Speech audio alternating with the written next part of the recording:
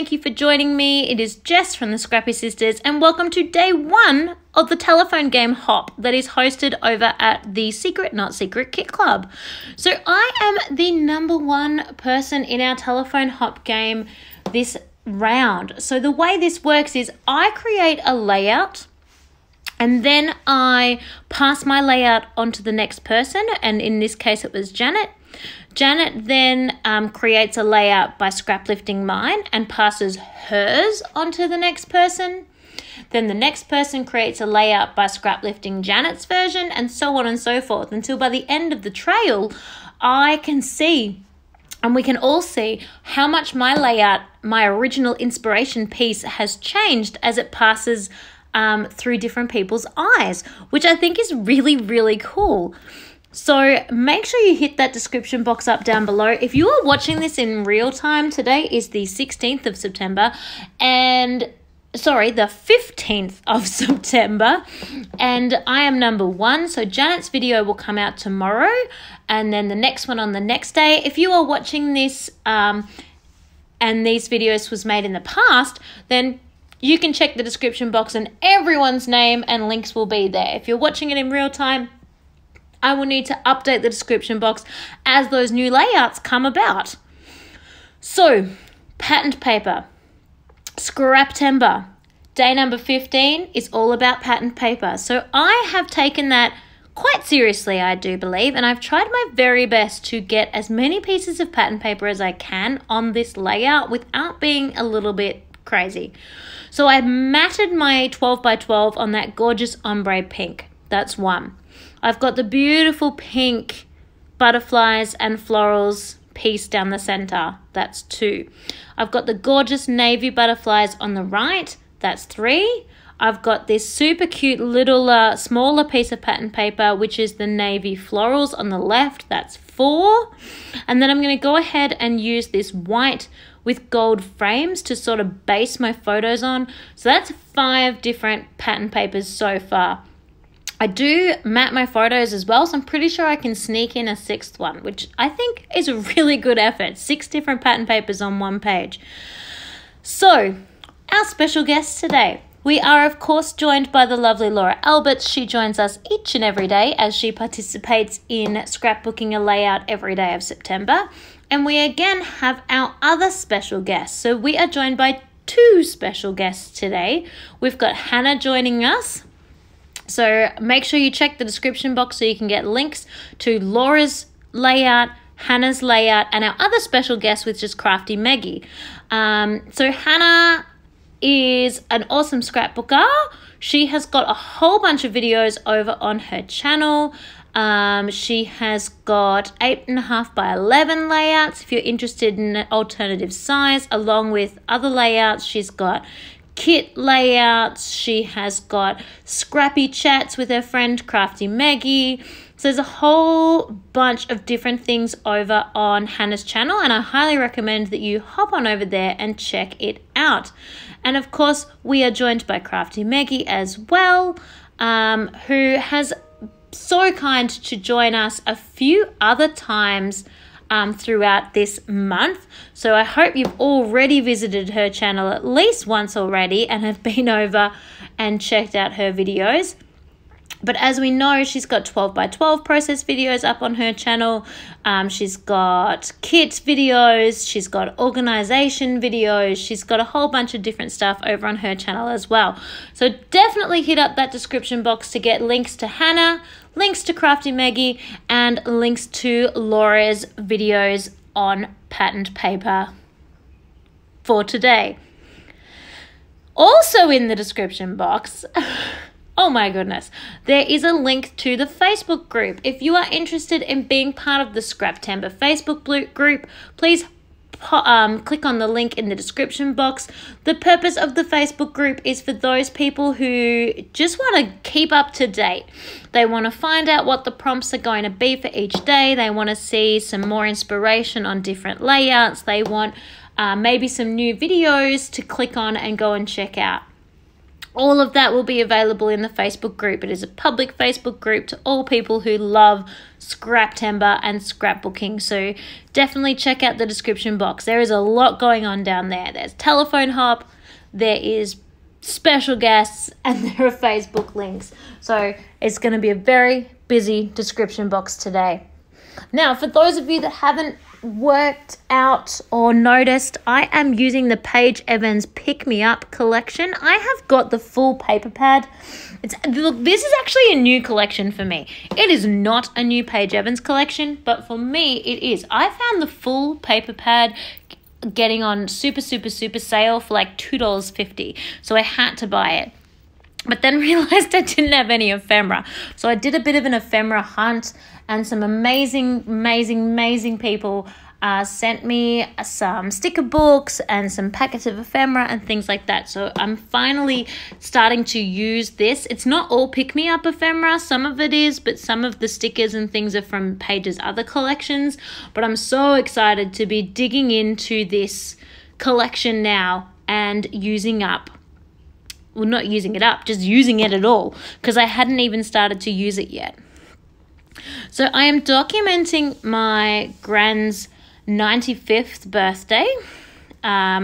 She's no longer with us. This photo was in 2014, and she was celebrating being the ripe old age of 95. She was quite sprightly and energetic, so we were having a little afternoon party for her. And yeah, I just decided I wanted to use this collection because it was quite a nice collection. The colouring went really well with the outfit that she was wearing, so I was just going to roll with that. I love the florals in this collection. The colours really speak to me, so I was trying to get quite a few of those florals on the board, but I still needed a little bit more, so I'm actually going to go ahead and fussy cut some out of that 12 by 12 pad as well. Just to get a few more little bits of floral that I can use to sort of layer underneath. Once I've done that, I feel like I've got a better base to sit my clusters on and to start building where my title's going to go and how the rest of my ephemera is going to look. So that's a gorgeous a butterfly piece. It just has to make it on the board. I just love it. I find it really hard when I first open ephemera for the very first time to not use all of the beautiful things. I just want them all. I love to mention when scrapbooking, so I'm quite a fan of using foam underneath my ephemera pieces. I like to stick some things flat to the page and pop some things up. I nearly always, like 99.9% of the time, I will pop up my photographs because they're kind of the highlight of the layout, and I do want them to stand above all the other beautiful things that are going on the page. And because I stand those up, anything that then overlaps with the photo needs to stand up as well, so it needs to be on foam as well. So I do go through quite a lot of foam tape, but that's okay. I think it really does add to your layout other than keeping it all flat.